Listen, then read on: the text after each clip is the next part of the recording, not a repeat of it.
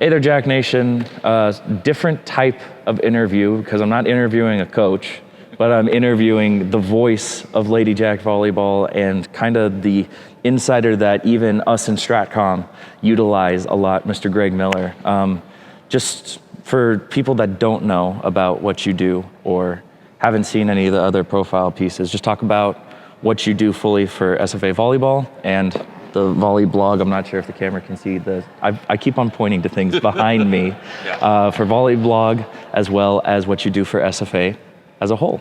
Sure, yeah. Well, I mean, my main role right now for SFA Volleyball is through broadcast, play-by-play voice for the ESPN Plus broadcast that we do here in Shelton Gym. And then I travel everywhere the club goes and handle radio solo. And then you mentioned the blog. That's been running for now 15, maybe 16 years. I've lost count. And that's just kind of a place where I can be a beat writer, tell stories about our athletes, tell stories about our program, tell stories about our opponents. It's just a dimension of connection for our fans, for our parents, for our students to get just something on the web that's exclusive to volleyball.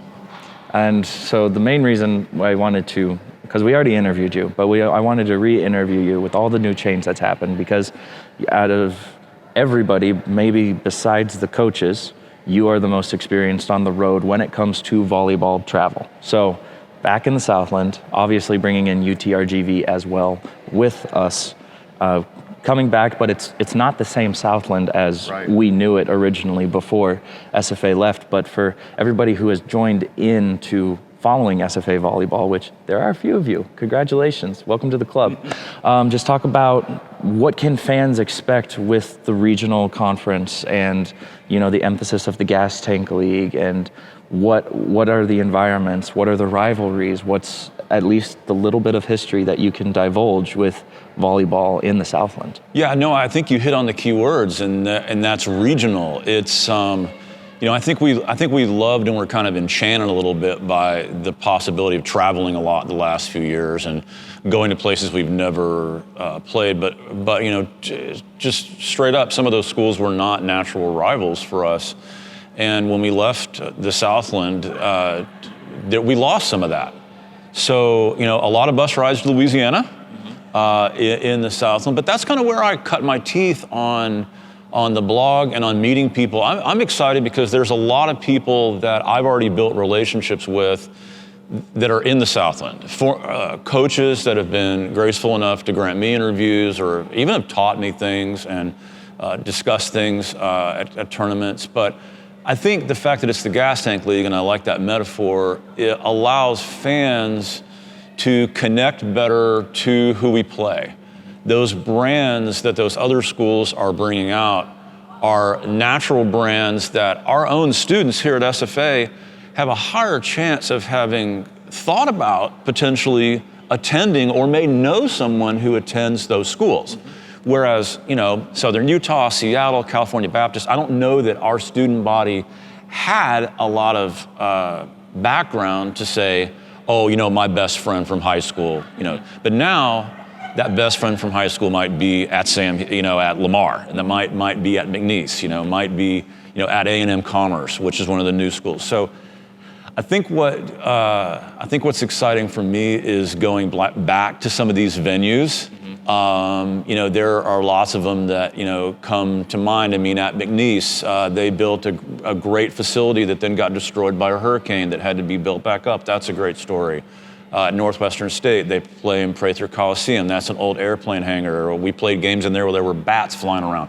One of the things that I look forward to in a measured way is telling these stories of travels to places like Nichols and southeastern Louisiana and New Orleans, things that maybe, only D-Hump and I remember since we've been around so long.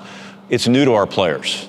Right? It's new to our players. These are new gyms and new opponents for our players, but there is a lot of old history and there is a lot of old stories on the road. And in measured doses, I think that Coach Humphreys and I will enjoy letting our staff and players know about those things. So with that in mind, on top of following SFA Volleyball on social media and sfajacks.com for anything related to athletics, the usual spiel that I give. I highly encourage SFA Volleyblog for coverage, for the interviews that you do in hotels with kind of more of a sit-down style like this, where you really get to know our players. I speak for ourselves, our StratCom team. We do a decent job. Greg does a phenomenal job. So if you really want to invest into this team, besides any other ways that you can support, like Purple Lights Fund, things of that nature, follow this guy and follow SFA Volleyblog. One of the strongest presence, if not the best presence, of volleyball college coverage that I've had the chance to even grace. You know, I appreciate you saying that, because one of the things that Coach Humphreys and I talk about all the time is that if you want to be seen as a top 25, top 50, in her words, and correctly, one of the top mid-major volleyball programs, you have to do that in every dimension of your program. And we want to do that with what you're doing, with what I'm doing. We want to be able to connect. And one of the things that I really enjoy doing is being able to connect fans when we're on the road, because I'm there. I'm with them in the hotels. I'm eating with them. I'm talking to them on the bus. I'm part of those discussions that go on when we're all on the road. And fans don't get to see that, but sometimes I get a chance to kind of be a bridge to our fan base through the road side of it. In here, the connection is being right here where we're sitting.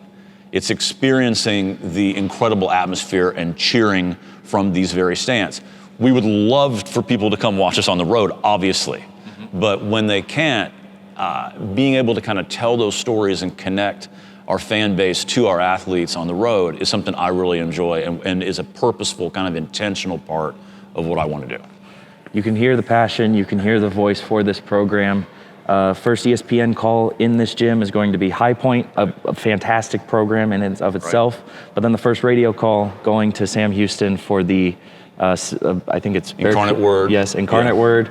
And obviously the Sam Houston game on Saturday, the 31st. So that's when the first time you'll be able to hear him, but obviously read his website on sfavolleyball.net. And I can't wait to talk with you more during the season and everything that comes with that. And until the next time, Jack Nation, as always, Axe 'em Jacks.